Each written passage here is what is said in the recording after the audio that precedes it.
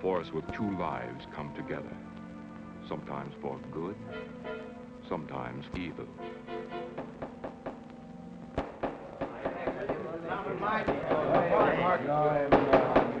I say, Williams, allow him in on there. I'm definitely against it. Seems to forget we have our stockholders to answer to. Phone Mrs. Williams, Della. Tell her to be ready in about an hour, and I'll pick her up. Yes, you phone San Rafael and see if those papers are on the way over from the executive. Yes, Will.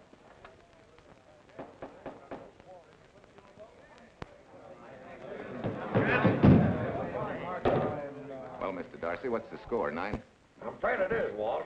If you think you can persuade them to change their minds, go right ahead. Gentlemen, I never interfere stock issues, dividends, or anything else in your department. I must run my department with no interference. Either I know why and when I need more factory space, or you need another boy. And that's all right with me, too. Because I can take these plants and pick my own spot in the motor production field. You won't have to worry so much about dividends. There won't be many. Hold on.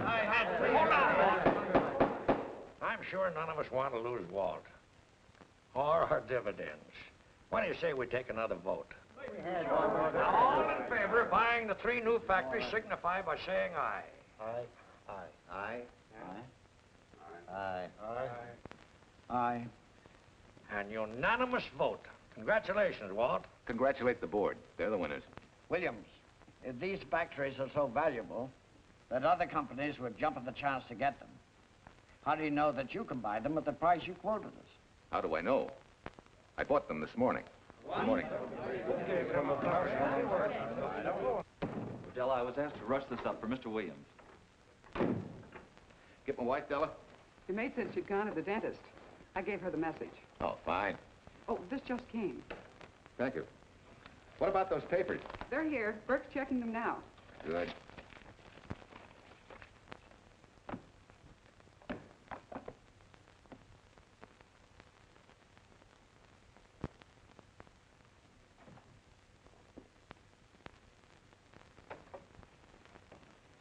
Congratulations, Walt. Take a look at Clause 4. Those provisions haven't been clarified yet. Oh, no? I want to leave for Tahoe right away. Get Judge Deering on the phone, will you? Never mind. I can get faster action if I run out to San Rafael myself and stick with them till they're right. Yeah? Mrs. Williams on 3. Oh, put the blueprints of that new diesel in, will you? I want Jackson to see him. Hi, Duchess. I'm afraid now we won't be able to leave till about 5 o'clock. What? You're not going with me, but I counted on it. But I thought as soon as Dr. Harris took care of whatever it was, I'd feel better. I don't. Stupid thing still aches, and I certainly wouldn't be a very desirable driving companion. No, seriously, darling, you run along and buy your little factories and hurry home. I'll send you back to the office. And cheat me out of my goodbye kiss? Not a chance. I've got to drive over to San Rafael. I'll stop on the way. Love me? Bye, dear.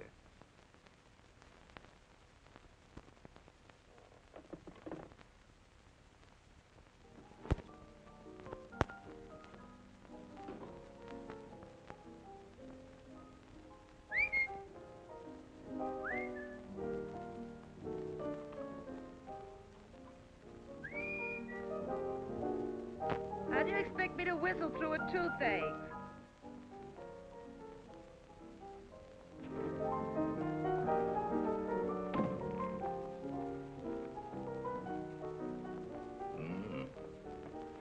Nothing in the whole world smells as sweet as you do, Duchess. Certainly don't feel sweet. I was grouchy as an old bear. Well, old Doc Williams can give you something to fix that. Close your eyes. Relax a minute. Take a look at that, see if you don't feel better. Oh, Walt. Oh, darling, it's beautiful.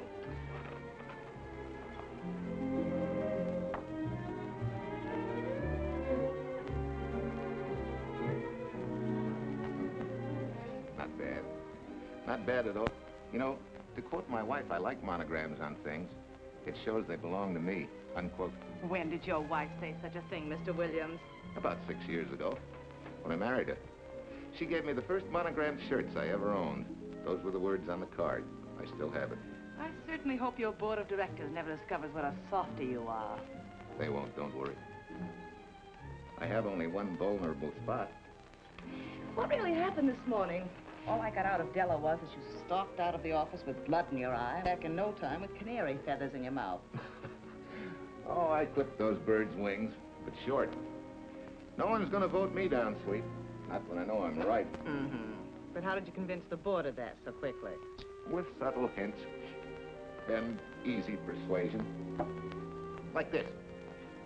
Either I get what I want, or you get yourself another boy. And that's all right with me, too. Walter! What a clumsy ox. I'm sorry, Duchess. Oh, please, sweet, don't be so upset. Oh, if you could have seen your face. Oh, don't bother, dear. Sue Lynn will take care of that. Not exactly a good prescription for nerves, huh? You know, you're wrong, Dr. Williams. The way I feel now, a good catnap will probably make a new woman out of me. And if it's not going to make you too late, Yes?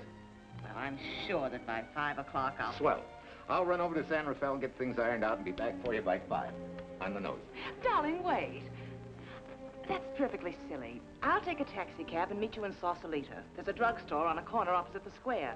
I'll be there at 5 o'clock and we can go straight on up to Tahoe. That'll save you all that late afternoon traffic and all that time it'll take to come and pick me up. Smart woman, my wife. Thinks of everything. Where's your bag, honey? Oh, Sue Lynn still has some things to press for me. Sure you don't mind taking a taxi? Very sure. Sweet dreams, Duchess. See you at 5. I better get going. Bye, honey.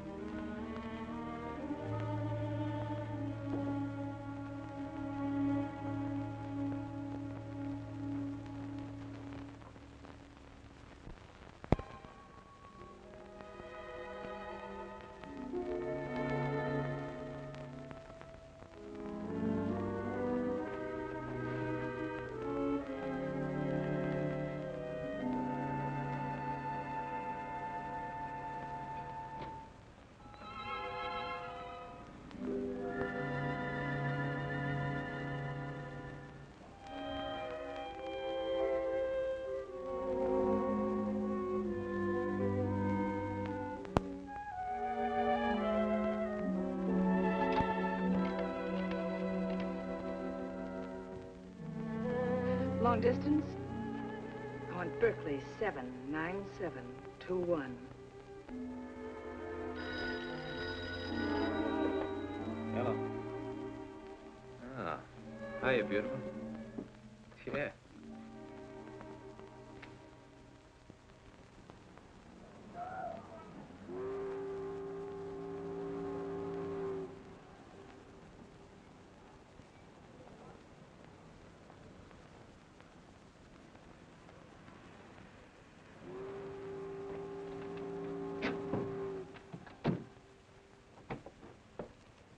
Here.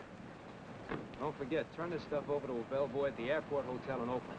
Tell him to hold it for Jack Burns. Jack Burns, the airport hotel. That's right, I'll be checking in later. Oh, $1.15 a here. All the stuff back to Oakland. Yeah, here. Buy yourself a new kit. Thanks.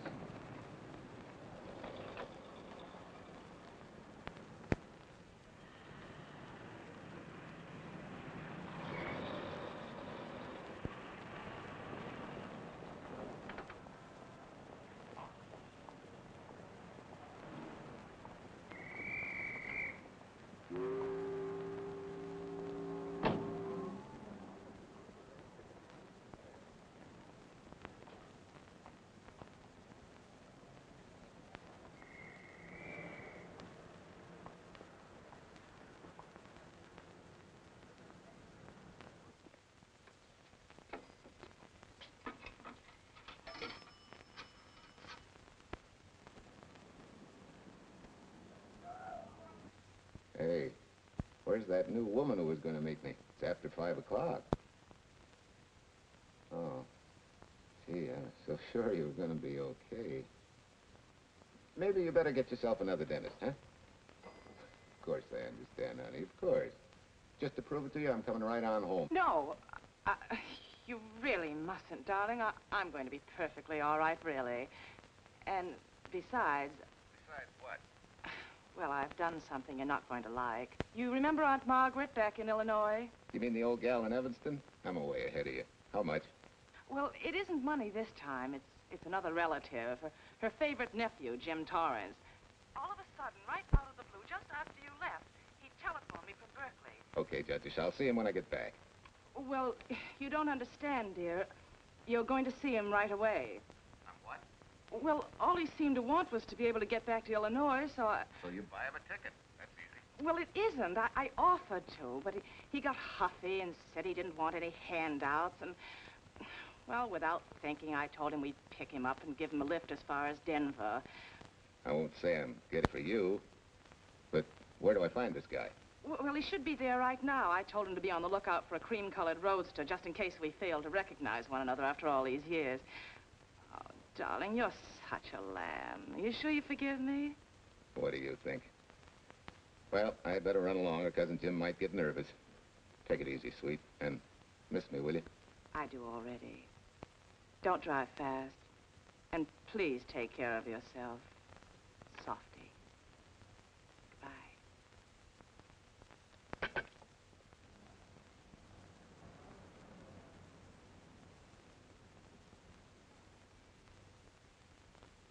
Hello, Della? Yeah, Mrs. Williams wasn't able to go with me. Now, while I'm gone, you see that she gets her roses every morning. That's right. But this time, on all the cards, put love from Softy. Yeah, S-O-F-T-Y.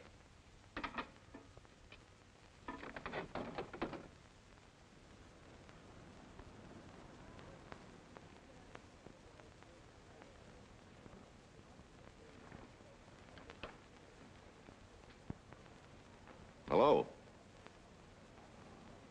You must be Jim Torrance. Yeah, that's me. I'm Walt Williams. Hiya, Jim. Hi. Where's Irene?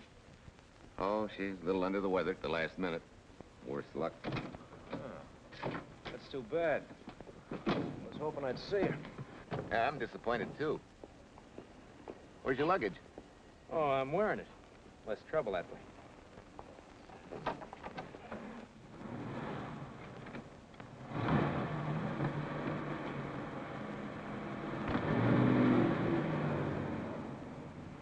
Irene tells me you're heading for Illinois.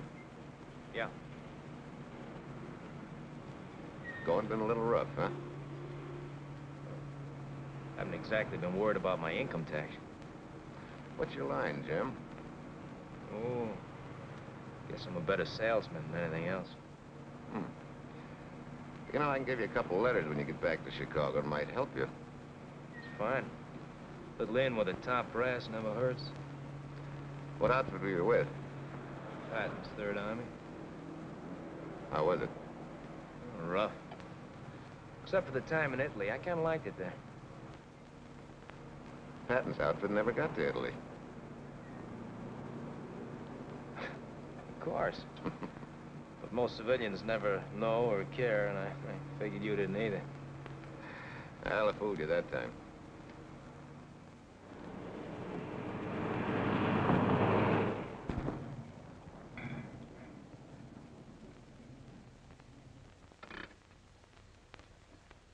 Our last chance to chow for a while. How about it? No, thanks. I grabbed a hamburger while I was waiting for you. I can still taste the harness.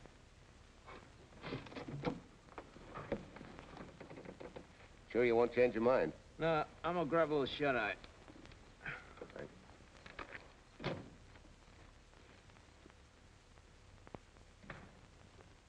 Chicken sandwich and a Coke.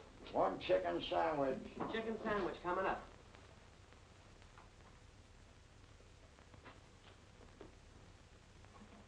Give me change for $1, will you? Yes, sir.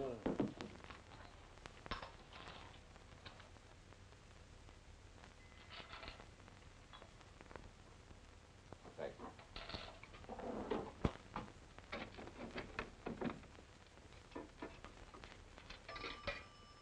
San Francisco. Klondike 2, 6714.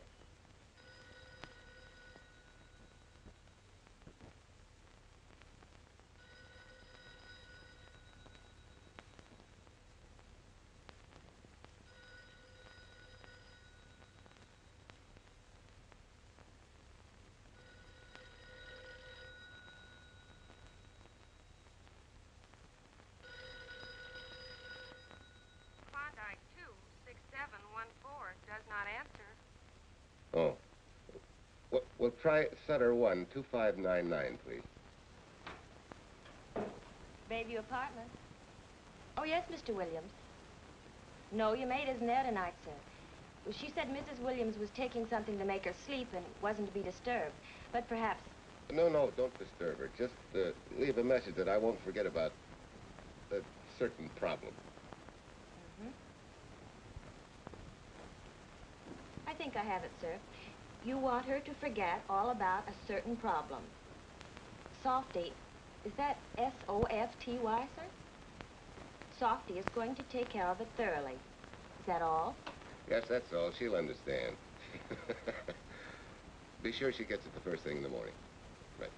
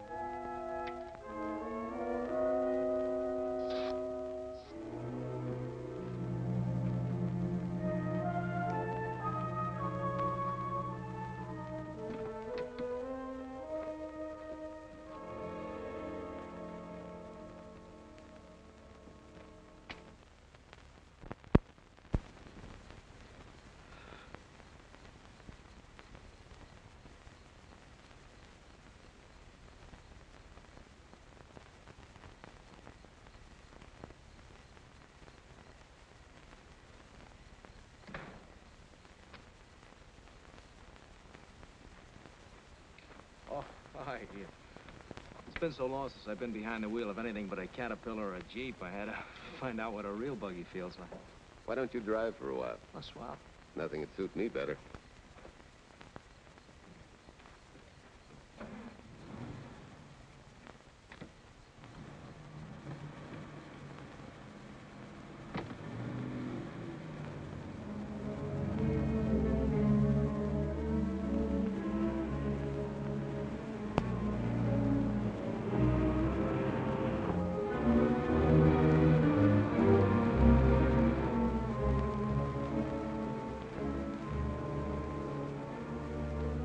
Tell me, Irene still got that little scar on her cheek? That one she got from the fall? Yeah. You can hardly see it now, though. How'd you know about that? She just got it last summer.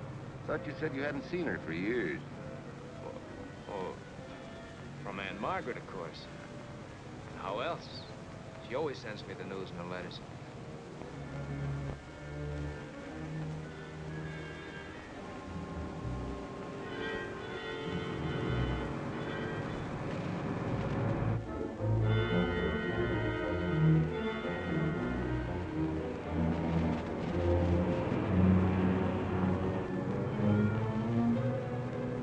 Your Aunt Margaret will be pretty happy to see you.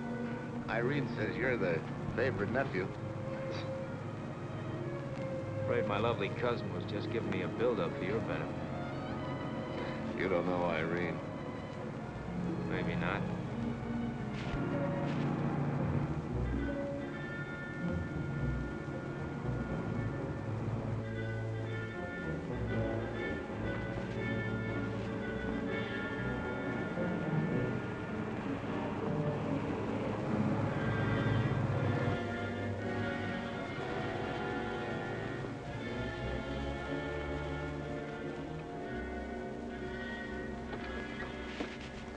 What's the matter? I think we got a flat.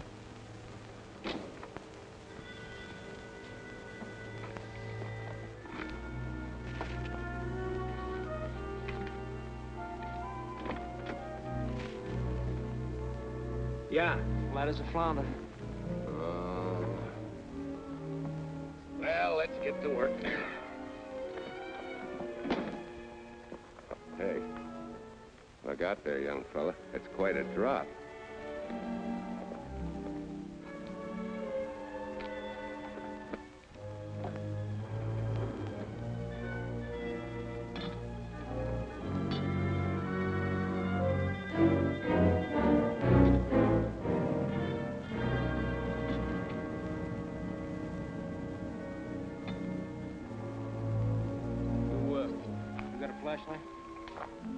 I think I have. Get the jack. I'll take a look.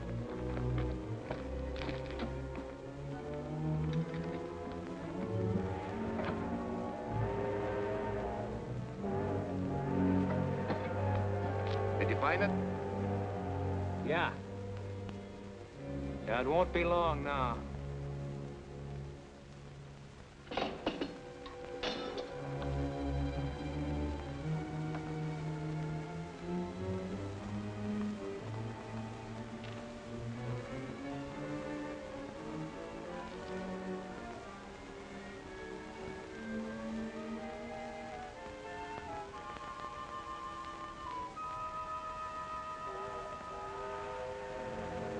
Come on, let's get going. Wait a minute. Did one of your cufflinks fall off? Huh? Well, something dropped. I heard it fall right down there at your feet. Oh. Well, he must have rolled under the car.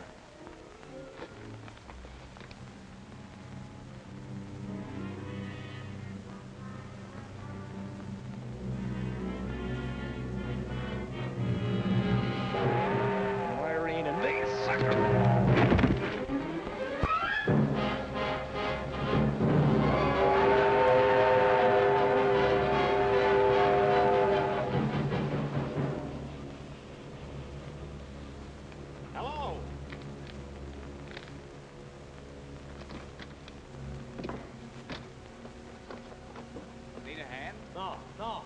I'm all set now. Okay. Good night.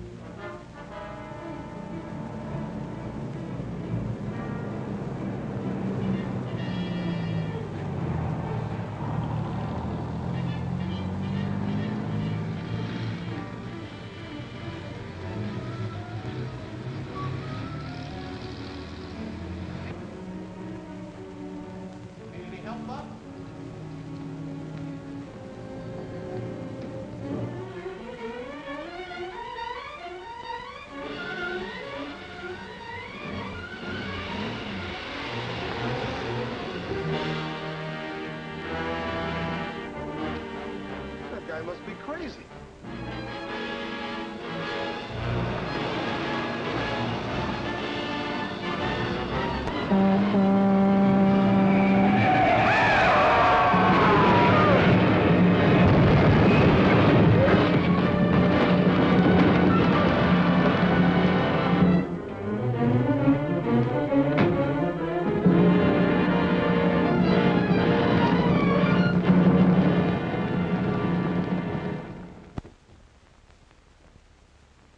Now, in case my husband should be late and have to rush for his plane, this will be taken care of. Thank you.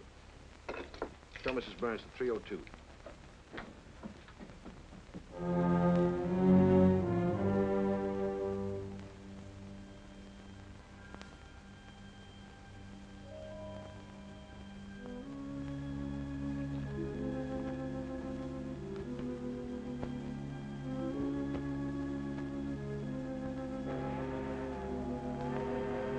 Irene and sucker. From Irene and me, sucker.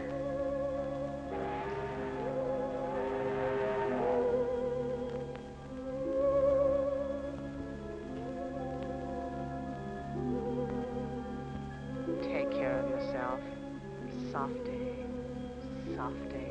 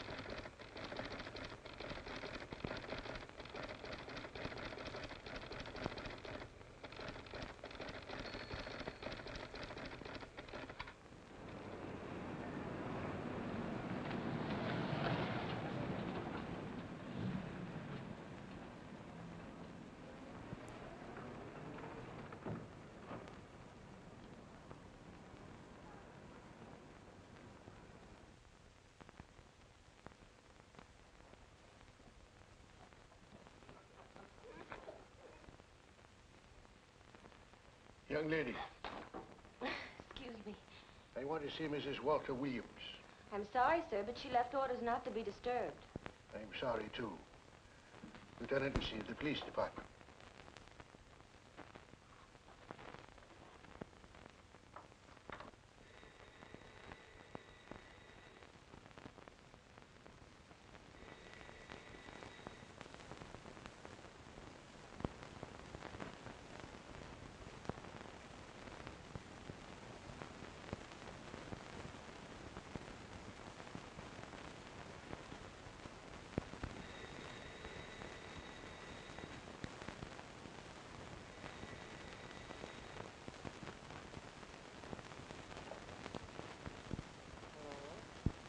I left orders not to be disturbed. See. Ask him to come up.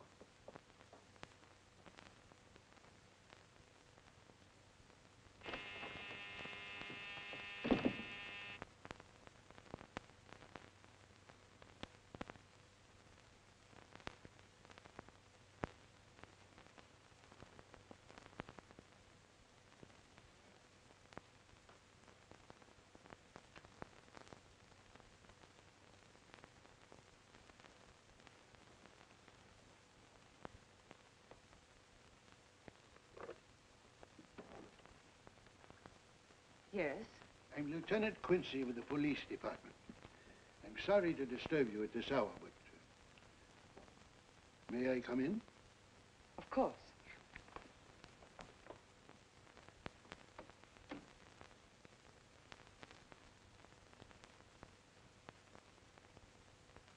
Well, Lieutenant? Did your husband go on a motor trip late this afternoon? Why, yes, he went to Denver on business. Why? Was he driving a Packard roadster? Yes. Is anything wrong? I'm afraid there is. Won't you sit down, Has please? something happened to my husband? Yes, Mrs. Williams. He's dead, isn't he? Yes. Oh, Walt, I knew something like this would happen.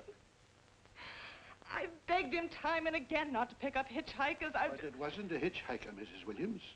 It was just an accident. He ran into a truck, a gasoline truck. You mean there was fire? He must have been driving pretty fast. I don't think he felt anything after the crash.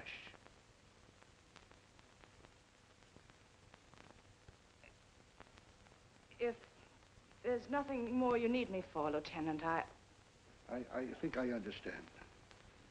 And may I say you've taken this with a great deal of courage.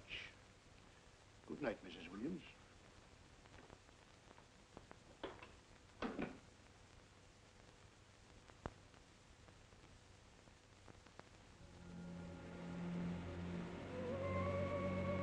take care of yourself. Softly. From Irene and me. Softly.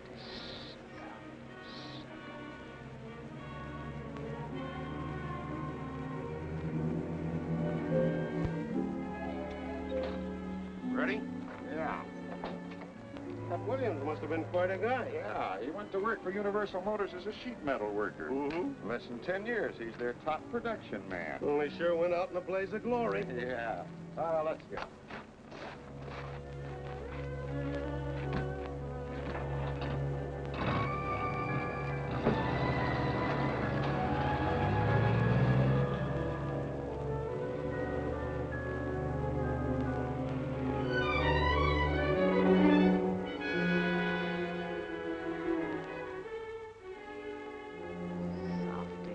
From Irene and me. Sucker. Sucker. Sucker.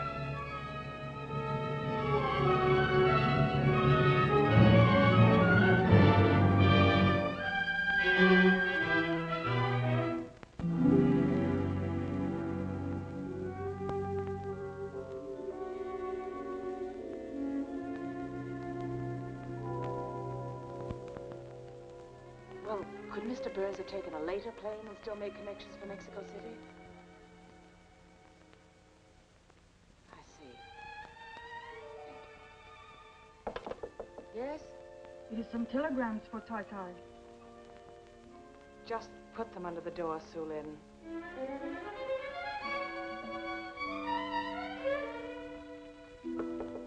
Please, Tai, a policeman Quincy most anxious to see you. Ask him to wait, Su Lin.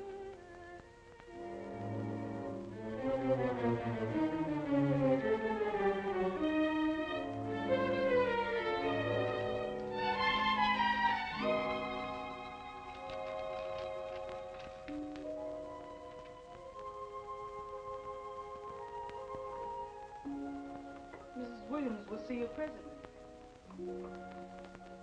Will wait, please.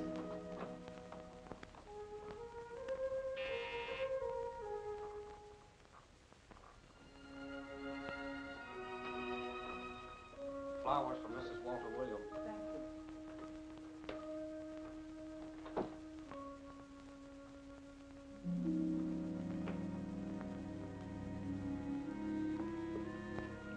Roses like Mr. Williams always sending when he's away. You seem to have been very fond of Mr. Williams. Su Lin is honored to have served him 5 years, and he... I'm sorry to keep you waiting, Lieutenant.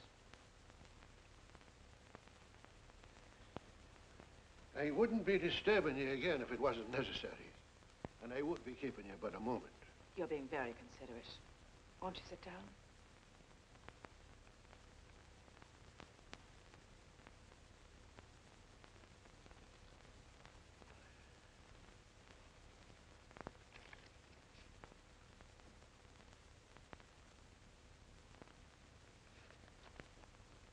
Everyone's been most thoughtful. And why shouldn't they be?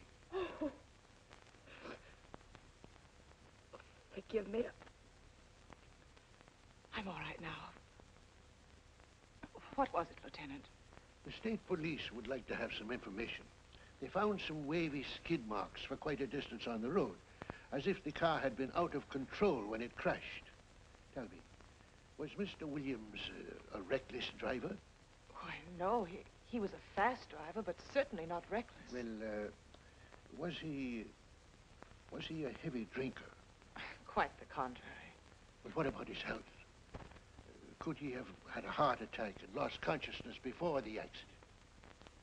Why, no. He was in perfect health, but he'd been working much too hard lately and was overtired. Perhaps he fell asleep at the wheel last night. Oh, poor darling. If only I'd been able to go with him last night, he might still be alive. Well, maybe so and maybe not. You mustn't blame yourself, Mrs. Williams. Fate plays an important part in these matters. Your handkerchief.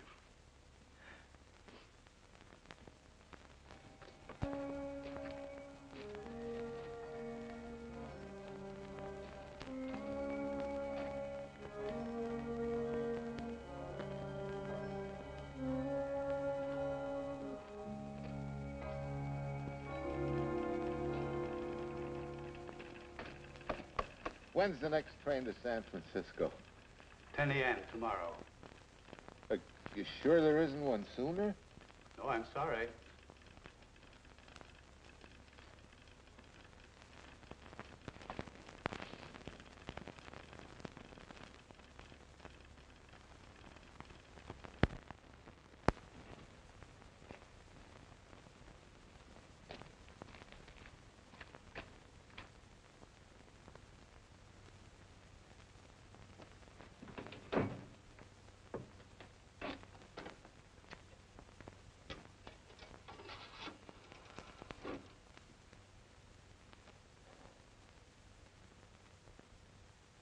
We have a circuit now, sir. Evanston. Calling Mrs. Margaret Hubbard's residence in Evanston. One moment, please.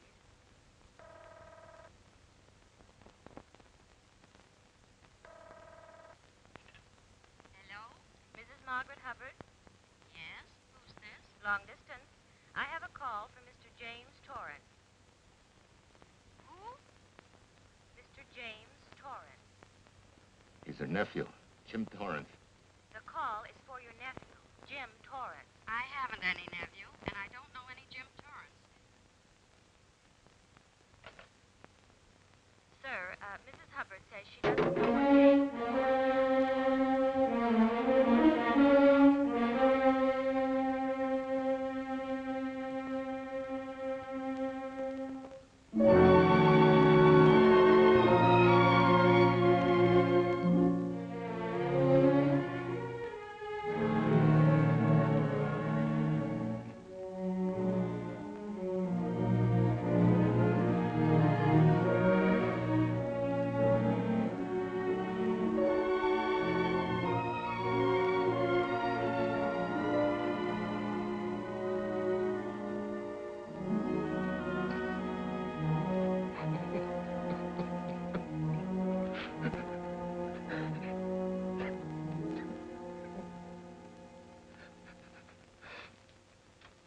What's the matter, son? Looks like you need a doctor. Doctor? I can't leave the station, but old Doc Bender's just across the road there. Doctor? Think you can make it? Yeah. I'll make it.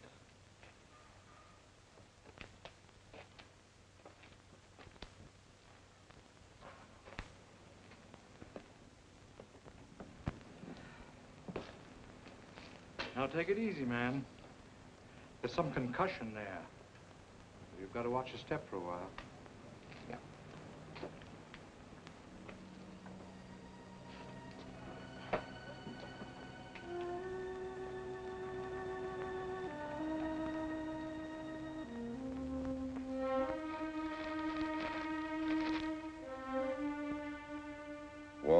Williams' beautiful widow, who by her own request sat alone in the family alcove during the service.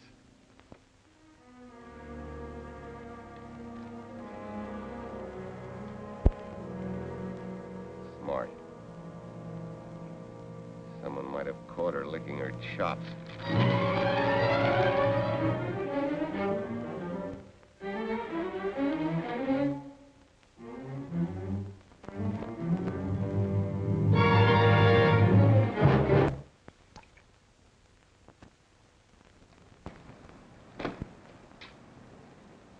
Hey, what's that?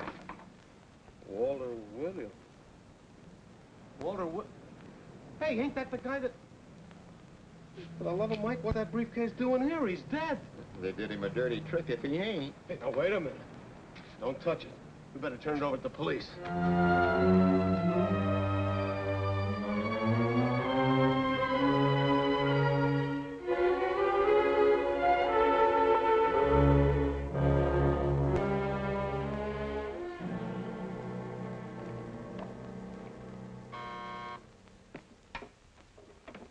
Homicide, Captain Callahan. Oh, yes, Chief. The dope just came in from Washington. The fingerprints are those of a James Torrance. Yeah, I'm putting Quincy on it. Right. This sort of opens up a new can of peas on the Williams accident. There's the FBI reporting the guy. Playing with the lady's affection seems to come natural with him. All you got to do, Quincy, is find him. Yes, that's all I got to do. Last known whereabouts of Jim Torrance was in a moving van somewhere between Sacramento and Points East. Hey, wait a minute. Last known address, care of his sister, Mrs. Joseph Rossetti. Irving Apartments, Berkeley. Well, what are you waiting for, Quincy? Let's go. Torrance leave any forwarding address? No, he said he was going to send it to me. Sorry to trouble you. Oh, Lieutenant, if you should happen to hear from him, will you let me know? There's an unpaid telephone bill and a bundle of laundry. Laundry. Let's have a look.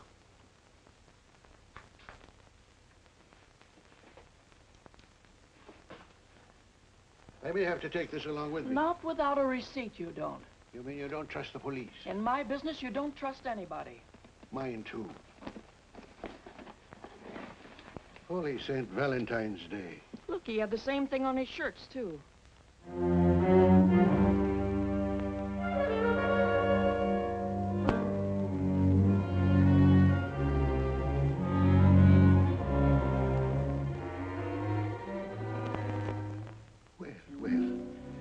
Romance in your late tenant's life. Did you ever see the lady? You know, I never did. But I always knew when she'd been here, the wonderful perfume. I lay you 10 to 1 she's a rich widow. Could be. Wait, I'll get you his telephone bill. Pretty fancy stuff for a hitchhiker. Yeah, but he's a pretty fancy hitchhiker. According to the shirt maker, a certain lady in the town had these made special. And they're just like her husband's. Only his initials were WW. Sort of smells, don't it, Cal? Now take a look at this little item that was also found in the laundry. I for Irene and W for... Well, it could be for Williams, too, couldn't it? Yeah. Homicide, Callahan speaking. Hello? Oh, hello, Fitz. Hello. What news? Oh? Any luck? Both days, huh? Swell. Have it typed up and sign it. This report of Fritz will be a nice little topper for this pile. His checkup shows calls from Torrance's phone to Williams's private number, and a flock of them going the other way, including one on the 7th and several on the 8th. The 8th, since you've forgotten, is the date of Walt Williams' accidental death. Well, that ought to be enough to get an indictment out of the grand jury. Go pick her up. I'd like to play a long shot first. It might give us 2 for 1. Well, take him one at a time. A bird in the hand is not going to lead us to its mate. I'd like to give the lady a little more rope. Well, Thanks. I thought you'd agree.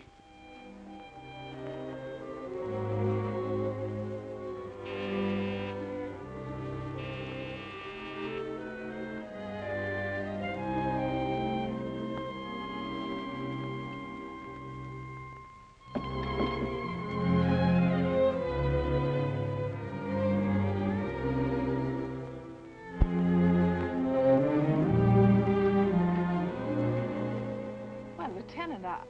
You just caught me. I'm glad. I have some rather startling news I thought you should know before it hits the headlines. Come in. Thank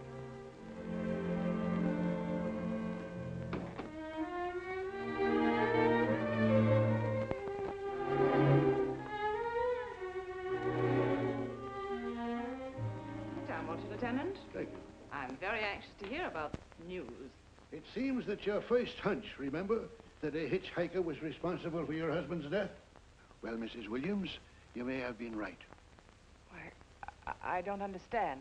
Your husband's briefcase turned up in Kansas City yesterday in a moving van that had stopped at the scene of the accident that night. Apparently, the murderer made his getaway in it. That explains the wavy skid marks that made us suspect your husband was ill or unconscious at the time of the crash. Yes, I suppose it does. And by now, the man is probably out of the country and never will be found. Don't you worry, Mrs. Williams. There were fingerprints on that briefcase. And as soon as we get the FBI report from Washington, his identity will be known and his description sent out on police broadcast. Oh, we'll find him all right. But just now we're keeping things quiet so the murderer will feel safe until we are ready to close in on him. Yes, I can see the wisdom of that. Yes, I thought you would understand and cooperate. As soon as we know his name, it is possible that you might recognize it as someone with a motive. There's that possibility. You know I'll do everything I can to help. I'm sure of it. Now I'll run along. You'll hear from me. I'll let myself out. Don't bother. And don't worry. Good day.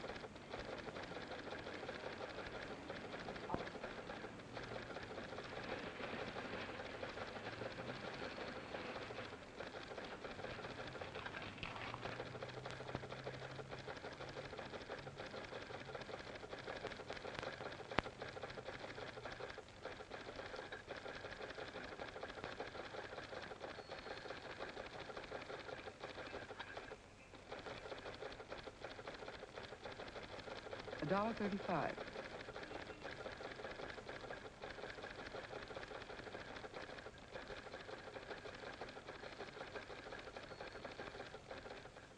See, everything after the letter J in the first name has been obliterated by heavy writing over it. The only impress letters legible are those between words or before them, like RNS at the end of this name here, and the Hotel Santa here before the word Evanston. Well, Tom, don't you think it's about time you retired? Why, there isn't even evidence there of Mrs. Williams' intent to communicate with Torrance. And who do you think she beat apart to the telegraph office to wire to? The League of Decency? I'll tell you what I think, that you should have brought her in when I first told you to. By the time you get her now, she'll have figured out a way to tip Torrance off. He'd be that much tougher to find. Not unless she's tipped him off from your office. Ernie's got her on ice waiting for you.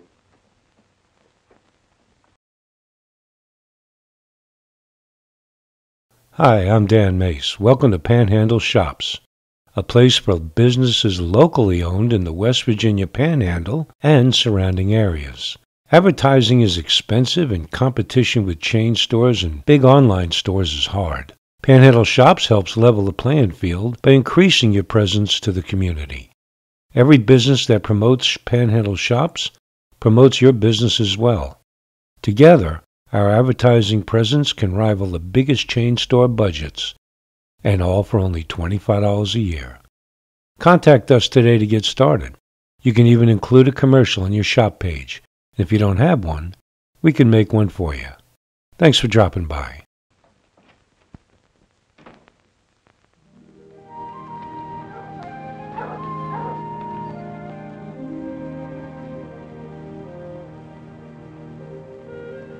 Pretty good, huh?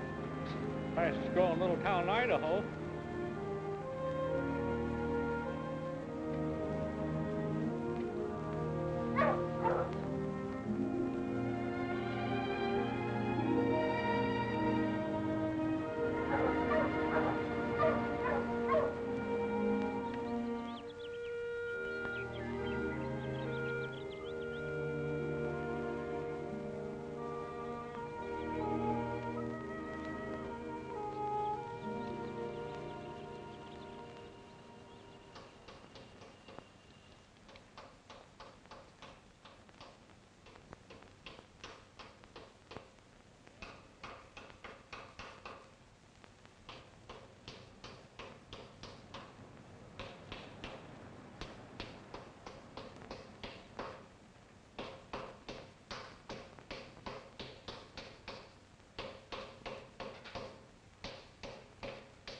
Have a heart, son. You trying to wreck that engine? Oh. Sure. It's a hobby of mine. The way you're going at it, you can't miss.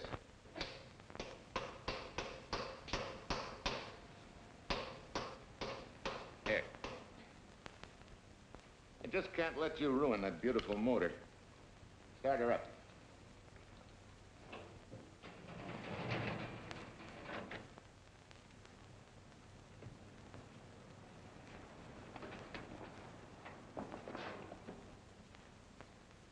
Okay, start her up.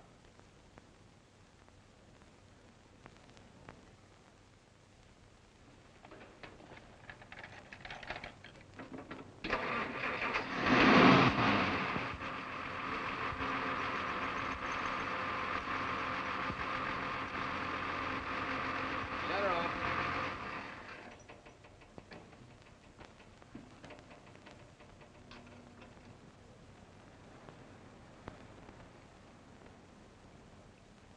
You're certainly not a mechanic by trade. Hands like that. Maybe it's a hobby of mine.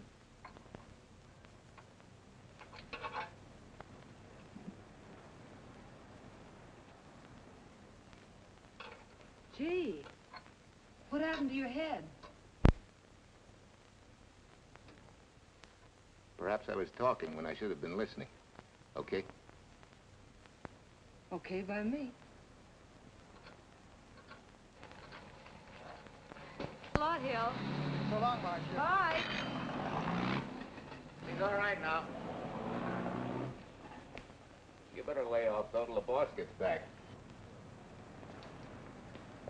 I'm the boss. I guess the new cars are a little bit over my head. Now, with a jalopy, it's different. Aren't there any mechanics around here you can hire? No, they all went over to the new factory in Mansville. I guess they got better wages. Tough break. Yeah. How much do I owe you? Oh, forget it. Well, I'll be shoving along. Well, at least have a cook in the house. You might as well.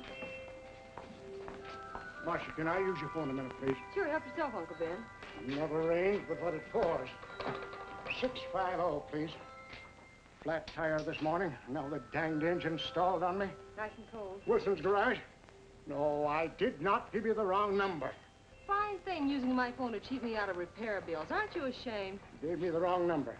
650, please. You're a nice girl, Marcia Peters, and your ma's a fine woman.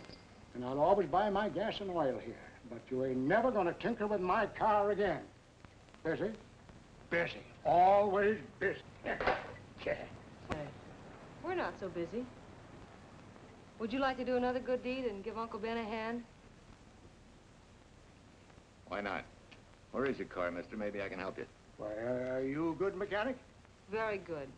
And very reasonable. Well, just what you need, girl. Better hire him. It's an idea, Uncle Ben. Come on.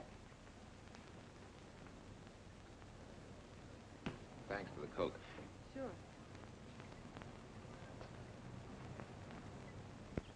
Well, I got Uncle Ben fixed up all right. Nothing but a sticky carburetor valve. Bye.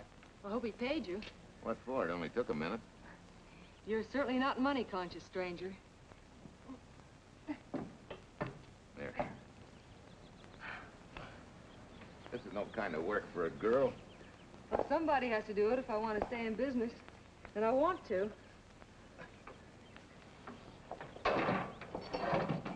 Must be some business that you're better suited for. Couldn't you lease this place to somebody? Sure. I did while my husband was overseas. But when he was killed in Okinawa, well, we'd made a lot of plans for the future here. And I had a hunch he'd like it if I took over and tried to make a go of it. Takes more than a hunch to do that. I got along famously. Business has been fine until lately when the help got short. Could be again.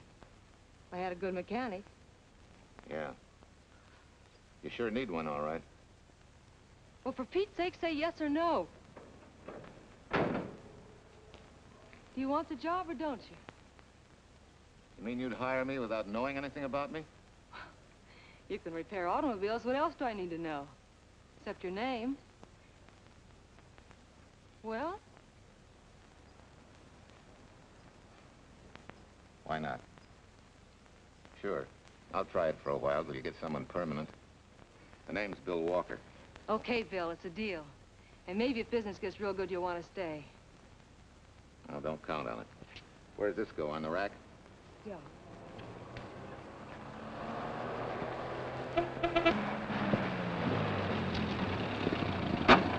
Marcia! Marcia! It happened! It's a boy, 8.5 pounds. Pair of shoulders like a prize fighter. Well, congratulations, Papa. How's Jane? Ah, perfect. Everything's perfect. Gotta get down to the store and tell the gang. Almost forgot. Oh, gee, thanks, Ed. I'm sorry, I won't have enough for the gang. Yippee!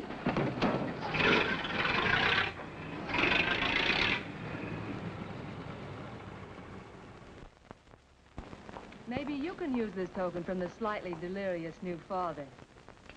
Thanks. Say, we haven't settled the matter of wages yet. Maybe I can't pay your regular salary. Suppose we leave that open till you find out how much I'm worth to the business. Doesn't seem to be any business right now.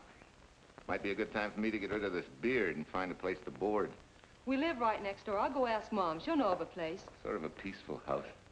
I noticed it this morning. Oh, gosh, I forgot. She's down helping Mrs. Wellesley with her canning. Mom finds homes for everything from stray cats... To stray mechanics? Well, you're not a stray anymore. I'll go phone.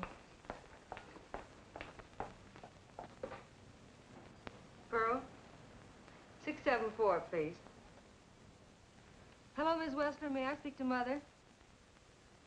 Hi, Mom. I've got some good news for you. I hired a man for the station. Yeah. No. Nobody we know. He's from out of town. Needs to place a board. You got a good one up your sleeve? Okay. Says she has to meet you first to come home for supper. Huh? And do you like apple or cherry pie? Cherry. Cherry it is, Mom. See you later. Oh, now I gotta get rid of this. Hey, where's the nearest barber shop? The one and only, just up 2 blocks. Tell Judd you're working for me. When you get back, we'll close up and go home. Thanks.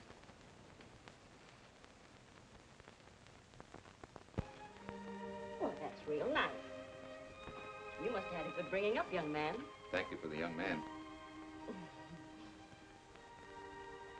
We thank thee, O Lord, for thy bounty, and ask thy blessing on this food and on the new friend who shares it with us. I hope you're good and hungry, Mr. Walker. Who wouldn't be? And Marcia, she eats like a sparrow, with all the hard work she does, too. May I have your plate, please? Well, she can start taking it easy now. Boss, the help. Thank you. She never takes anything easy. Has to put her whole heart and soul into everything she does. Well, now that you're through with me, Mom, how about Bill? Have you thought of a place for him to stay? Well, why can't he stay right here? We have a spare bedroom going to waste. And I think you like my cooking. Like it? That's very kind of you, Mrs. King, but it seems an imposition. Imposition, nothing. That's good business. I can get back what I pay you in board and room. Well, Marcia, what a thing to say. If you'd like to stay, we'd like to have you. We have some more vegetables. Mrs. King, you have a boarder. May I have a biscuit, please? Oh, excuse me.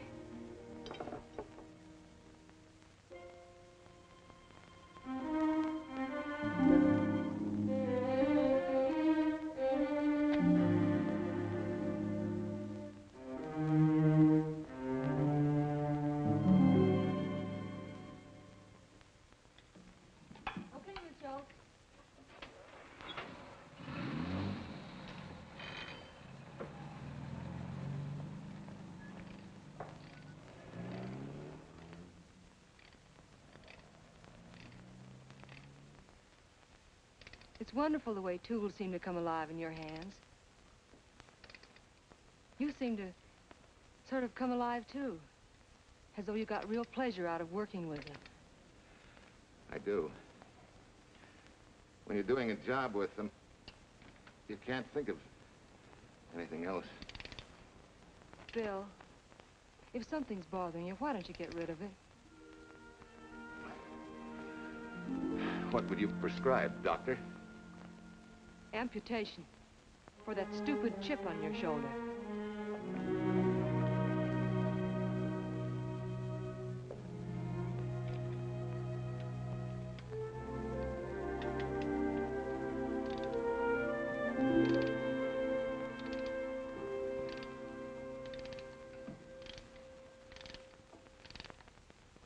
What you need is a ring job. Save yourself some money. Gee, Bill, with the baby and everything, I just can't afford it now. Oh, we'll take care of that. Hey, boss. How's Ed's credit? Good enough for a ring job? Well, sure, if I can hold Junior as collateral. Oh, not a chance, fella. Never mind her. I'll do it on my own time. Oh, thanks, Bill. Maybe we'll see you tonight, huh?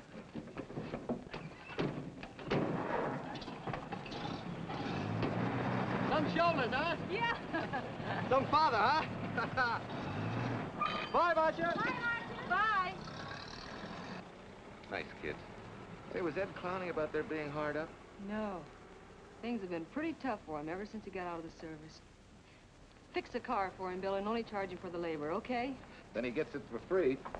I'd already been knocking that off. Say, we could make it an anniversary present. Anniversary of what? Junior's arrival, and mine, 3 months ago today.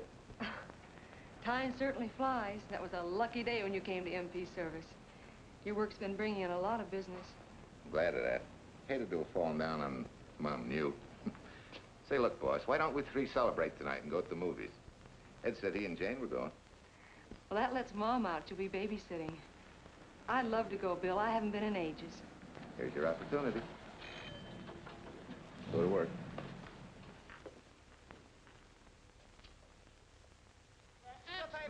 Irene Williams, held for murder.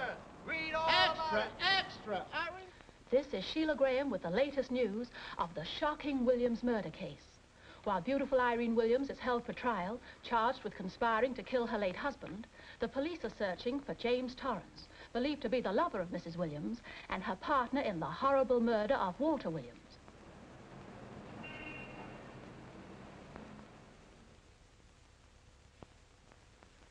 If I'm handling your case, my dear Mrs. Williams, I want 1/3 of everything you get.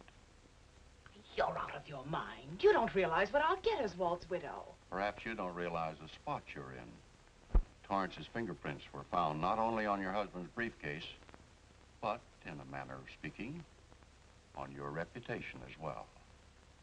There's a detective named Quincy, a very smart cookie. He isn't exactly for you. Frankly, Mr. Warner, I'm beginning to wonder if my attorney is for me. Underestimating the enemy's ammunition would scarcely be wise. Now, if we can get to trial before Torrance is found, they'll never get a conviction. But... But what? if he shows up, we may have to fry him. Oh, no. Let's not cross that bridge until we have to. But if it comes to a choice, we're not going to burn, are we?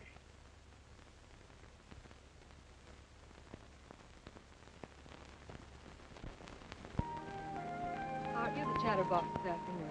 What about this afternoon? Oh, I'm sorry, boss. I guess it was wool gathering. You're supposed to do that in the spring. Is there anything you don't know? Yes. What's San Francisco got that we haven't? Better newspapers, for one thing. Anyway, California's supposed to be the land of opportunity. I thought that by now you liked it here. I do. Very much. It's a good town. Nice people. Swell boss. Thanks. We like you, too. No fooling, Bill. You'd be surprised how many people ask questions about you. What kind of questions? Oh, where you came from, do you have any family, and do you like it here, and are you going to stay? Al Knox asked me at the movie last night if you wanted to join the volunteer fire department. Just interested, friendly things. I suppose it is natural for people to wonder about a stranger who moves into their community, like I did. You know, I've been thinking, maybe it wasn't such a good idea, you and I going to the movies last night. It's all right being seen in the station and here with Mom, but... Oh, you get used to that in a town this size. They're always trying to marry people off. You just ignore it, and after a while they forget about it. I'll go get cleaned up for supper.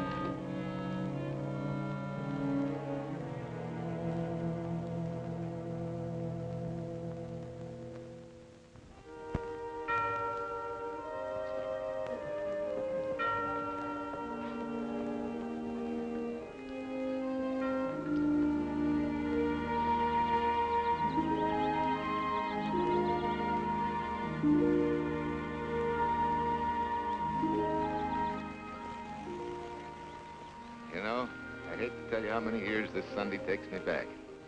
Did you always fall asleep during the sermon? I wasn't asleep, Mrs. Peters. I merely closed my eyes to concentrate. Oh, well, that's what you call it. I had to nudge you to stop you from nodding. Quiet. You're disturbing my reminiscent mood. Even smells the same. Could be the same bees buzzing in the same clover. As they say, you can take the boy out of the country, but... A rolling stone gathers no moss. It has to stop rolling sometime, doesn't it, Bill? Sometime, maybe. We grow a very becoming shade of moss here in Larkspur. Don't you think? You grow a lot of nice things here. Anyone in particular? You'll have to skip the answer to that one. Someone tore it out of the book. You're married, aren't you, Bill? Yep. That's right. You must have loved her very much to have been hurt so deeply. To be so afraid of someone, even yourself. Maybe it's better that way. and no one gets hurt. Bitterness and hatred hurt everyone. Can't you see, Bill? They're like a wall that shuts out all the sunshine from a garden and lets everything wither. Make room in your heart for something else, can't you? I guess this is my day for sermons. Sorry. As Mom would say, you never get rich minding the other fellow's business. Hey, that's a flyer. I'll be seeing you.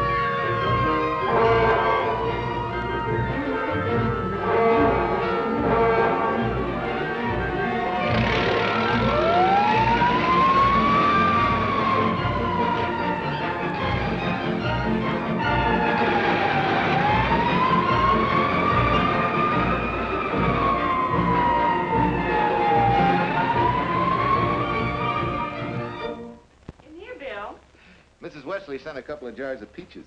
Said you helped her can them. Oh, thank you. When I delivered the doc's car, he insisted that I have a bite with him. Where's the boss? Took the book back to the library for me. Huh? What a day. Hey, what's the idea? Are you darning my socks? Well, I thought a drawer full of holy ones isn't doing you much good. I found it when I put fresh papers in your bureau yesterday. You have a heap of things that need mending, haven't you, son? Does Marcia know? Do you think I'd tell her? This is your problem, Bill. Because I found out about it doesn't give me the right to tell anyone else, not even Marcia. When you trust folks, you trust them, and you give them a chance to work out things the way that seems right to them. How can one little woman be so big? Don't forget, it's a lot easier to be tolerant and understanding at 50 than it is at 25. Yeah, Mom. I'm going next door for a while. Grandma Thompson's ill.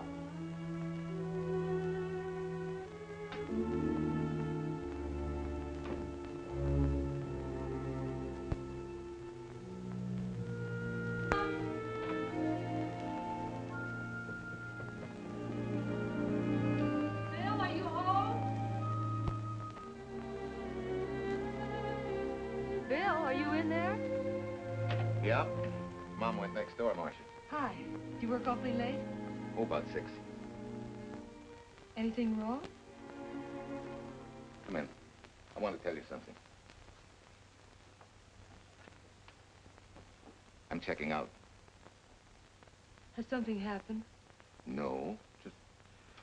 I'm doing what I should have done a long time ago. Moving along. But why, Bill? My name isn't even Bill. There isn't any Bill Walker. I'm Walter Williams.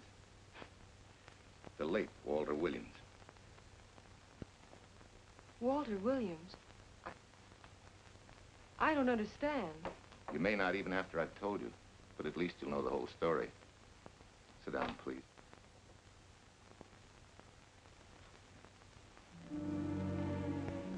Finally, Larkspur. And you. From there on, you know. I'm glad you're going back to make things right. Going back? Wild horses couldn't drag me back. What are you going to do about your wife? Nothing. You're going to let her go to trial for murder? Oh, no, Bill. Why not? She tried to kill me, she and her cousin. But they didn't. Who says they didn't? Let them try and prove it. No matter what your wife did, she can't be tried for something that didn't happen. Oh, Bill, can't you see? You bet I can see. She deserves everything she's getting. Sorry part of it is they'll never convict her. No, Bill. The sorry part is you're not big enough to take a hard jolt to your pride and to your ego. Sure. It hurts to be tricked and cheated by someone you loved and believed in. But that doesn't give you the right to take justice into your own hands, to trample on the hearts of others and walk out on life. A barren, frustrated boyhood. A marriage to a woman who accepted my love, yet despised me so thoroughly she resorted to murder. I'll never think of our moments together without nausea. I feel stripped bare, degraded. Even me.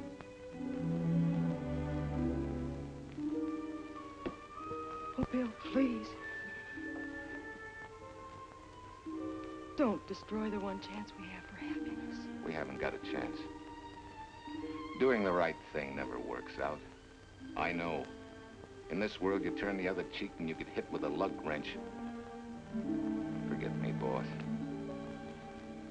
Try and forgive me.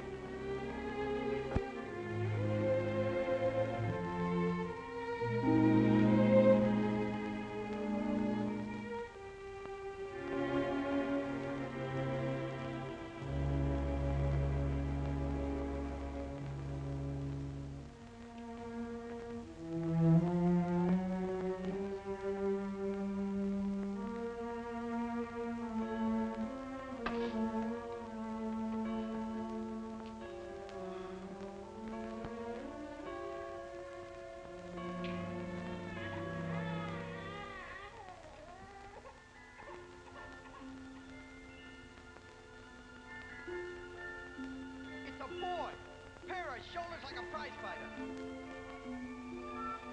You know, I hate to tell you how many years this Sunday takes me back. You have a heap of things that need mending, haven't you, son?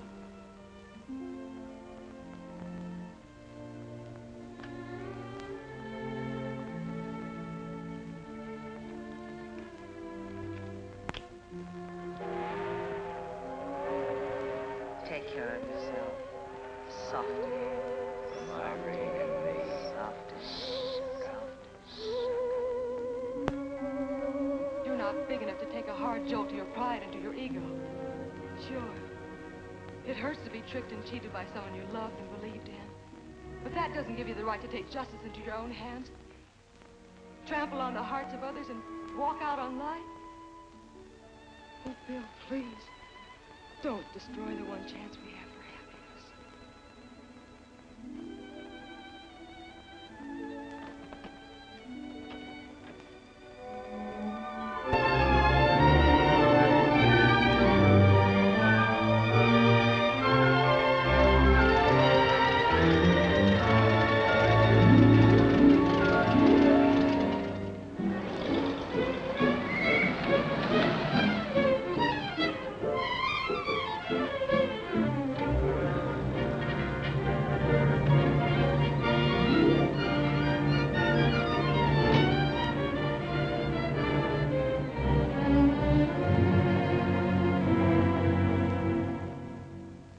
Mrs. Peters was kind enough to come along to substantiate at least the Larkspur portion of what I've told you. Very thoughtful of you, Mrs. Peters. Mr. Williams, when you read in the newspaper that the hitchhiker who attacked you had been, well, a close friend of your wife's for some time, it must have been a great shock to you. I didn't come here to discuss my emotional reactions, Lieutenant. If you need me for anything further, Captain, my office will know where to reach me. Let's go, Mark. Just a minute, Mr. Williams. We'll need your signed statement for the grand jury when we ask for your wife's release. It won't take long to be typed. Yeah. All right.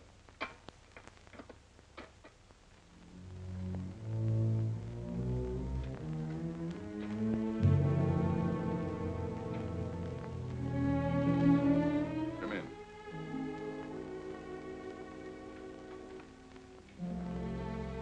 Sit down. Mrs. Williams, we have news for you. Really? I can scarcely wait.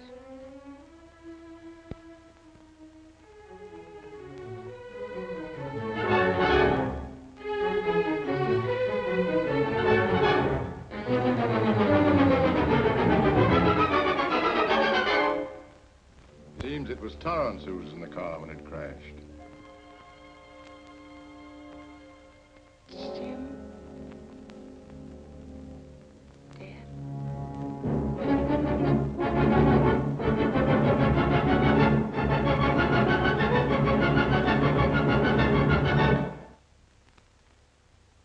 You did it.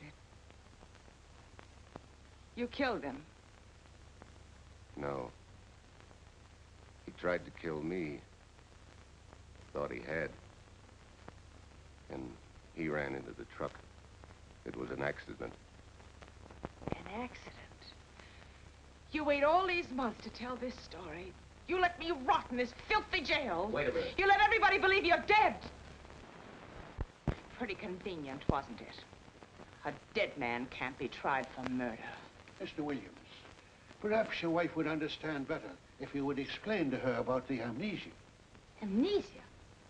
Oh, don't tell me you believe he had amnesia. Where's he been all this time, just wandering around in a daze? Tells us he's been in Larkspur, a little town in Idaho, working as a mechanic in a service station. Run by Mrs. Peters here.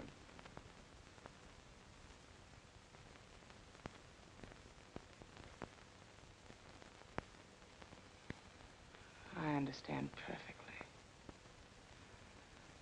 Now that my chance for happiness is dead, I suppose you'll demand the divorce I begged you to give me so that I could marry Jim. That's fantastic.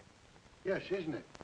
After you telling us that the man you picked up was a perfect stranger. Well, that's not true. The time and place for meeting Jim had all been arranged. I must advise you, there's a law that a wife can't testify against her husband. There's a law against murder, too, but that didn't stop him, and nothing's going to stop me until I'm through.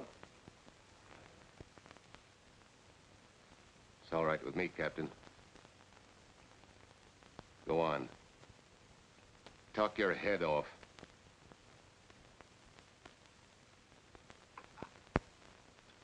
I was to have gone with him to Denver. He insisted on it, although I was quite ill.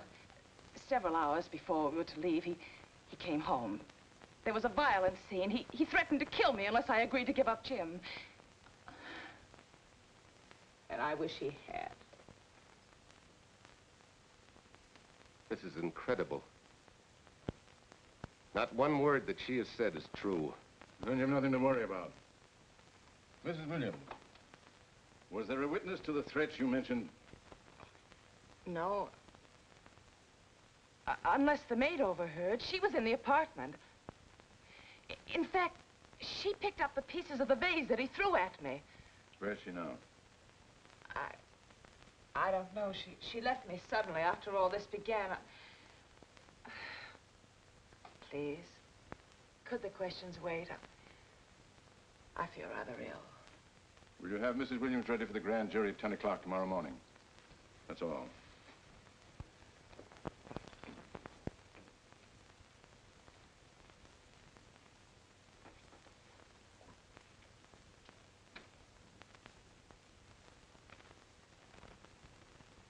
We're going to hold you too, Williams. On what charge? Suspicion of murder. But he's not guilty of any of these things. Then it should be easy for him to prove it. Take it down and book him. That fiction of Mrs. Williams must have been very convincing. No, we just couldn't buy that yarn you tried to sell us. Let's go.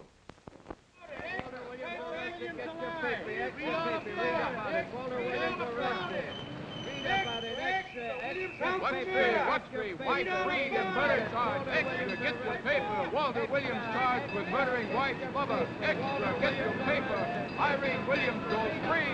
Husband held. Extra, get your paper. White freed and murder charge. Walter Williams charged with murdering White's lover. And Daly's going to cover Williams' office. Okay, boys, hop to it. I want all I can get by 10 a.m. tomorrow for the grand jury. Okay, Chief. Oh, Tom, don't miss a bit. Dig up everything you can on Williams and the Peters dame. You sort of believed Irene Williams' story, didn't you, Ben? She made better sense than he did. Well, sure, she's a better liar than he is. Don't forget, I went all through her grieving widowhood with her. She's a bad customer. Well, that's for the grand jury to decide, and Williams insisted on letting her talk. So it's his funeral.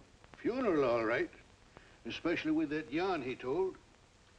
But murder's out of character for him. There's a few pieces missing somewhere. There might be in Idaho. if it's not too much out of character for you to get going. You're going to miss me, Cal, when I retire next year. Maybe I'll join Private Eye and solve your cases for you.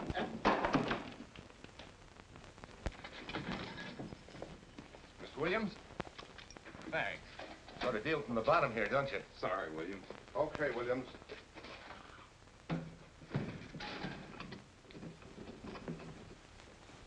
Well, not very good news, judging from your faces.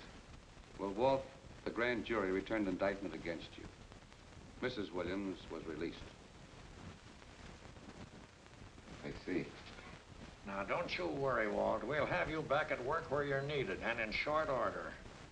Come on, Eldridge. There's a visitor waiting far more attractive than we old fogies. We're just leaving, Mrs. Peters, but remember, don't hesitate to call on me for anything. Thank you so much.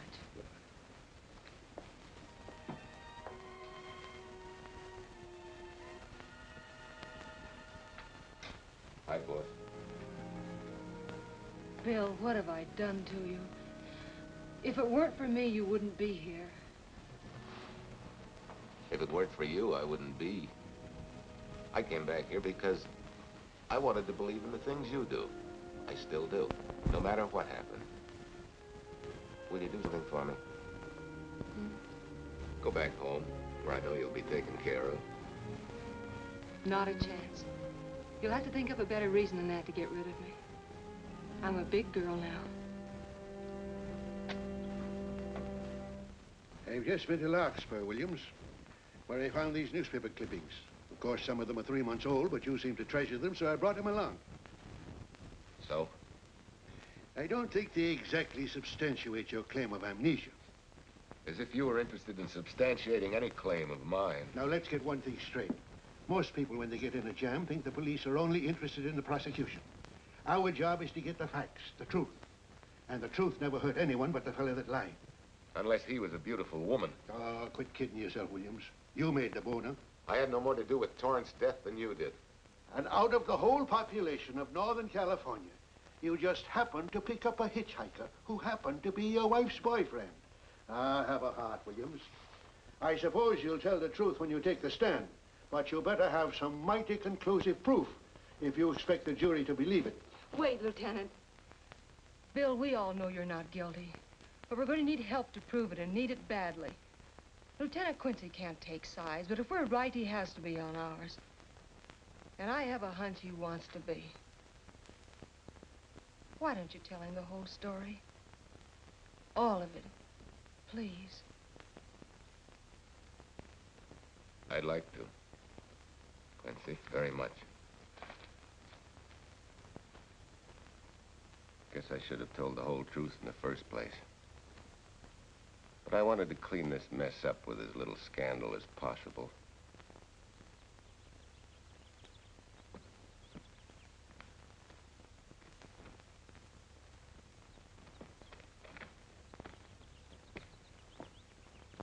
Well? No sign of the lug wrench or anything. My dear Mrs. Peters, will you please stop trying to be a detective? How many times do you think the police have combed this spot for any kind of evidence? Now, be a nice girl. Take Mr. Williams' advice. Go back to Larkspur. What time is it? It's only 4 o'clock. We still have time to go back to town and go on our hunt for Sue Lynn. Now, look here, young woman. You've had me on the run since early morning. But, Lieutenant, the maid seems to be our only hope now. We've got to keep looking till we find her, that's all. That's all? Wait. She was naturalized, wasn't she? Suffering chopsticks. Quincy, you dumb flatfoot. This Sue, what's her name, was Chinese born. If a port of entry was San Francisco, there'd still be a file on her, photo and all. Let's go. Back to town. Immigration.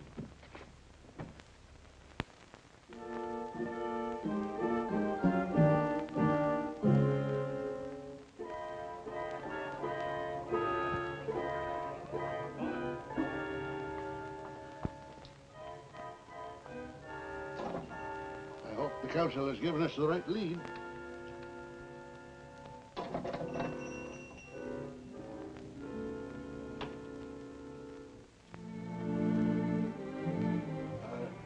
You are sing? Understand? You savvy English? Also French, Italian, and Hebrew. May one ask what is desired? We're looking for Su Ling Chung. The Chinese consul said you were her uncle and might tell us what she is. This daughter of my brother, has she offended the honorable police? Oh, no. They just wanted to ask her some questions about Mr. Williams, the man she used to work for. Ah Sing's heart is heavy that he cannot lead you to her. But things that are not known cannot be told. Well, if you hear anything of her, report it to headquarters.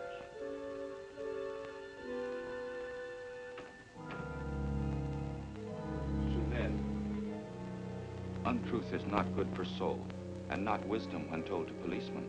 Better for the soul to be kind than to be wise. Su Ling must keep silence to help in this matter.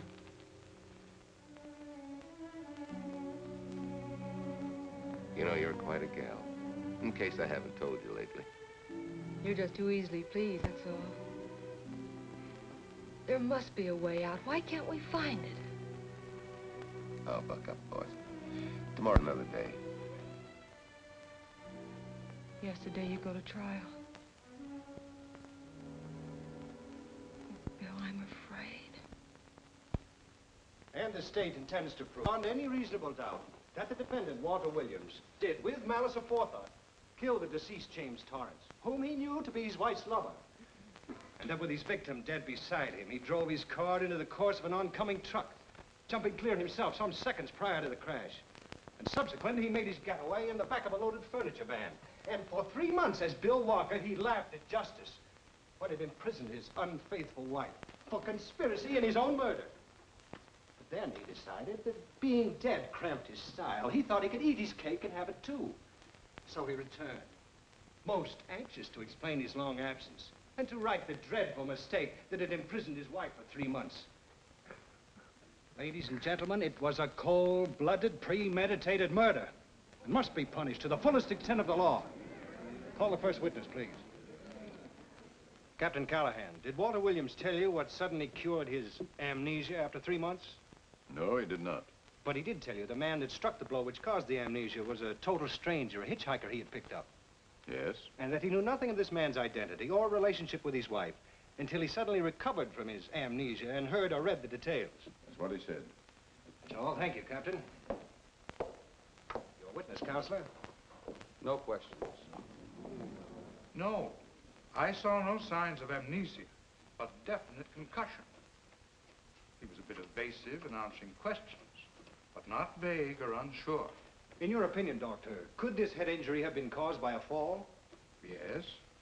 If the head had struck on some object, such as a stone or a metal pipe. That's all, thank you. Your witness. Dr. Bender, are you familiar with a tool known as a lug wrench for changing automobile wheels? I'm afraid I am, sir. I've had a regular epidemic of flat tires lately. Well, then, in your opinion, could this head injury which you treated have been caused by a blow from a lug wrench? Yes. It could have been caused by that, too. Thank you, Doctor. The ones with the earliest dates, you will notice, are heavily creased, as though they'd been carried in a wallet or a coat pocket. Thank you. Lieutenant Quincy, will you kindly tell the court where you found these newspaper clippings? In the bedroom occupied by Mr. Williams and Mrs. Peters' home in Larkspur, Idaho. Is this your handwriting, Miss Revere? Yes, sir. And that's the message, at least our record carbon of it. Would you read it to the court, please? June 9th, 8:32 p.m. Message from Mrs. Walter Williams, Penthouse D. Mr. Williams called, said he wants you to forget all about a certain problem.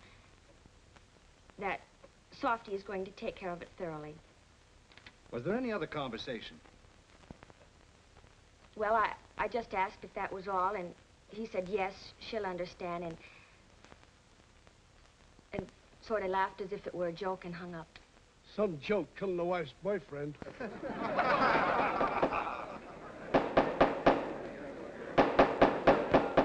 of the state versus Walter Williams.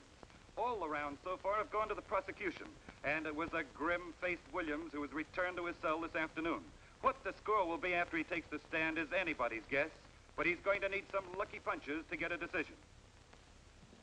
And though Torrance struck with intent to kill, after telling you this is from Irene and me, sucker, you still telephoned Illinois to find out if there was a cousin Jim. You are hard to convince, aren't you, Mr. Williams? Is it so incredible that a man should fight against believing such a thing about his wife? Oh, that is very touching. From a husband who planned a trip on which he intended to destroy his wife and did kill her lover. That's a lie. Your Honor, I object to the conclusions drawn by the prosecutor and move that it be stricken from the records. But, Your Honor, there is a corpus delicti, remember? Who was your wife's lover. Objection sustained. There is also her own story, which, in front of witnesses, you insisted she tell. And then we have your own 2 different stories from your own lips. One featuring a perfectly strange hitchhiker, the second an equally strange cousin Jim, without a questionable substantiation for either bit of fiction.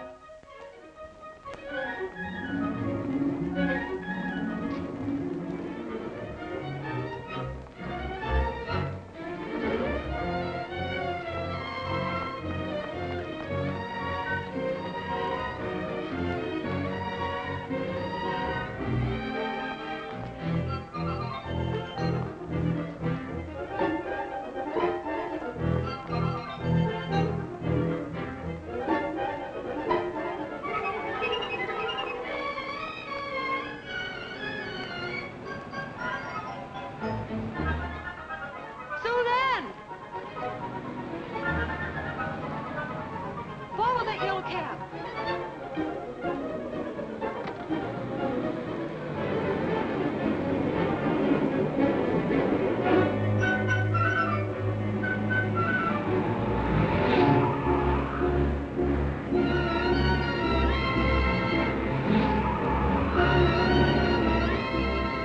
Please hurry.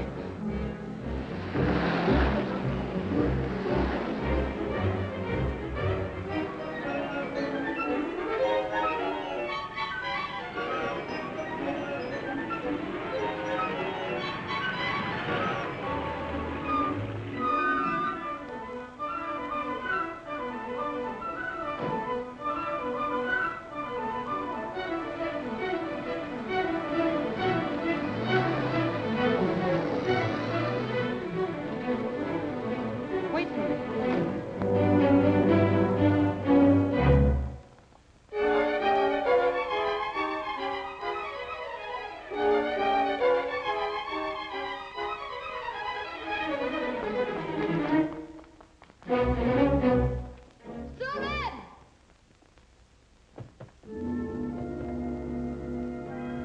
Solin! Oh, sing. You remember me, don't you? I was here with Lieutenant Quincy from the police department. I just followed Sulin up the stairs. I saw her come in here. You must be mistaken. I'm not mistaken. She's here. I must see her. Oh, sing, don't you understand? It's to save a man from prison, even from death. I will send her to you.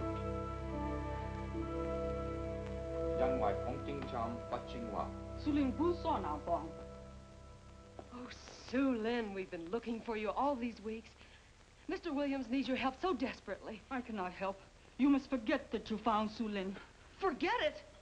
But you're his only witness. You're the only one that can help. Not as a witness. Only with silence can I repay his great kindness to me and my family in China. Why? For I heard other things. That most unhappy day. From Mrs. Williams' bedroom, his voice very loud and angry. A flower vase broken to pieces. He can explain all that. They do not believe what he's already told. That I heard anything would do harm. Don't you see?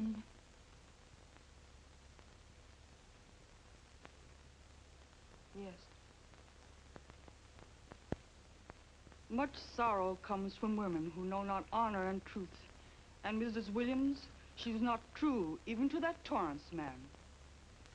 What made you say that? That night when he was killed, her sickness was but wall of falsehood, behind which she could go secretly to a meeting place. You mean she went out that night? Sulin, are you sure? Yes, because next morning in her bedroom, I found street shoes that had been worn. Her coat on the closet floor, with the sleeves turned inside out, as though removed hurriedly. And in one pocket, a door key to some hotel. Sulin, that's it. Proof that she and Torrance had planned to meet that night after he killed Mr. Williams.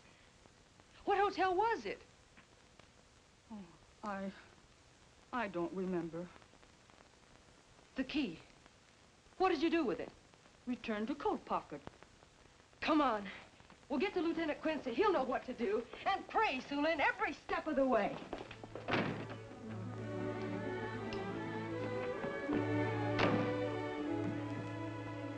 Now hold everything. Even if this long shot don't work out, we'll just keep on pitching. Oh, well, Hopper. Second I know. I know for something. Mocha. Honey, here it is, yes. Room 302, Airport Hotel, Oakland. Maybe we got our miracle. A special little Chinese one. It is to hope that Sulin was of small help to Mr. Williams. Oh, Sulin. Come on, copper. Next stop, Oakland. That's that little lady's hotel rendezvous. I was on night duty then, all right, but I sure don't remember a looker like this. Quite a dish, eh? A little too highly seasoned for my digestion, thanks. Lieutenant, just found a couple of cars for room 302 on June 9th. George Baxter, checked out at noon. Mr. and Mrs. J. Burns. Room not slept in. J. Burns. Burns. Look, Quincy. The handwriting on the card is identical to that on the photograph. And here's a little boy, the same thing. The cover-up telegram to Aunt Margaret. Now look at the impressions. J here, and here RNS. J. Burns. That's the name she started a telegram to. Room not slept in. Say, I got that dame pegged now, Lieutenant. She said they'd be out of the room by midnight as her husband was catching a plane.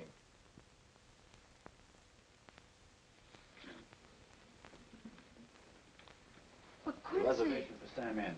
Yes, sir. This ties it all up, doesn't it? Yeah, like a greased pig. What do you mean? We've got the evidence now, the proof. Of what? Sulin's theory that Irene was playing the field? This evidence only proves that she came here to keep a date with a man named Burns. We can't even prove that he didn't keep the date. But you know he didn't. There wasn't any Burns. It was only a name that she and Torrance used. Fine. If you can prove that, Williams will be free. But none of this will prove it. Sorry, copper, but we are just up another blind alley. Willie? Yes, sir. There's a couple of sample cases for Mr. Sam Andrews. Came up from the station this morning. Take them to Parlor B right away. Sure thing, sir.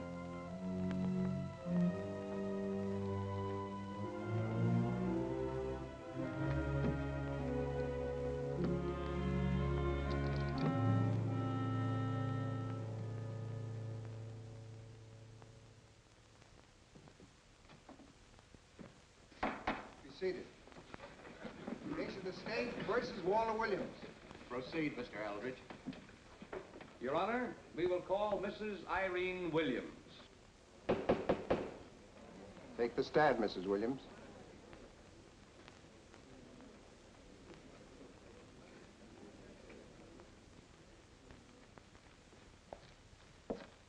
Raise your right hand. You solemnly swear that the testimony you're about to give in this cause to be the truth, the whole truth, and nothing but the truth, so help you God? I do. Hey, what cooks? The defense calling her? Mr. Eldridge, what's the purpose in calling this witness? Merely for purpose of identifying handwriting.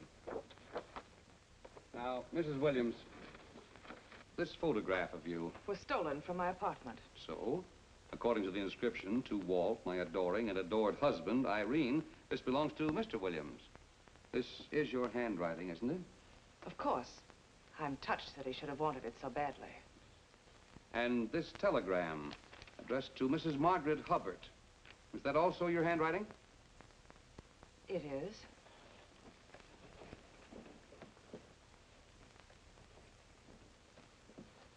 Now, Mrs. Burns, I mean Mrs. Williams, this photograph is inscribed to Jim, my adoring and adored Irene. Did you write this, too? I see no point in all this. Merely answer counsel's questions. Did you write it? I did. And these letters addressed to Mr. James Torrance, did you write them? Yes.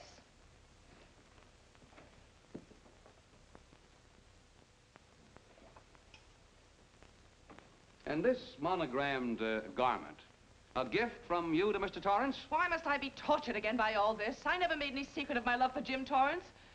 That's why he's dead. Your love for Jim Torrance. Yet on the very night he was killed, you had a rendezvous with a man named Burns, didn't you? I don't know what you're talking about. I don't know any man named Burns. I was at home that night, very ill. Oh, yes, the sleeping pills. Well, you must walk in your sleep, then. for you spent at least part of that night at the airport hotel in Oakland, where you registered for Mr. and Mrs. J. Burns. Don't waste the court's time trying to deny it. This is the registration card that you signed at 9:20 p.m. And there's the room clerk who assigned you to room 302. And this, Mrs. Williams, is the key to room 302, which you very carelessly left in the pocket of a coat which was found in your closet yesterday. All right, I was there. Now you're satisfied. Not quite. This J. Burns, Mrs. Williams, is his first name Jack? Yes. Have you been in contact with him lately? No. How long since you've seen or heard from this Jack Burns? Well, I don't know. I don't remember. You bet she doesn't remember, because there isn't any Jack Burns, and there never was. That was an alias for Jim Torrance. And it was Torrance who was to have met you that night, after your charming little plot to kill your husband had been duly executed. It's not true. It's not true. I have bad news for you, Mrs. Williams. I can prove it's true. These pajamas, these letters, this picture, all of which you identified for the court, were found in this suitcase, which is full of the clothes and personal belongings of Mr. James Torrance. And the suitcase was found in the baggage room of the airport hotel, where it's been held since June 9th. And it says on this tag, in large print, hold for Jack Burns. That is all, Mrs. Williams. Just a moment, Mrs. Williams. Your Honor, in view of the evidence presented, we now ask for a dismissal of the state's case against Walter Williams. And we intend to charge Irene Williams with conspiracy to commit murder against her husband, Walter Williams. Oh, no.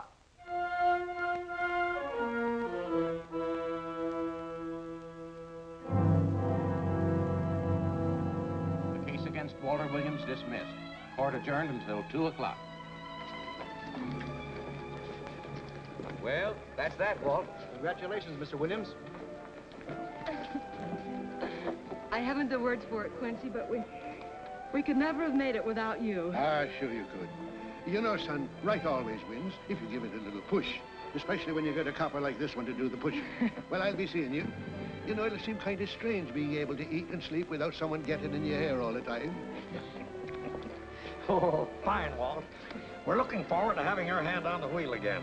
The Denver plants are waiting for you to open them. You think you can make it in the morning? How about it, Counselor? You bet you can. Oh, good. Well, I'll be running along. Well, you think you like Denver? It's okay by me, boss. Yes. Impact. The force with which two lives can come together. Sometimes for evil, sometimes for good.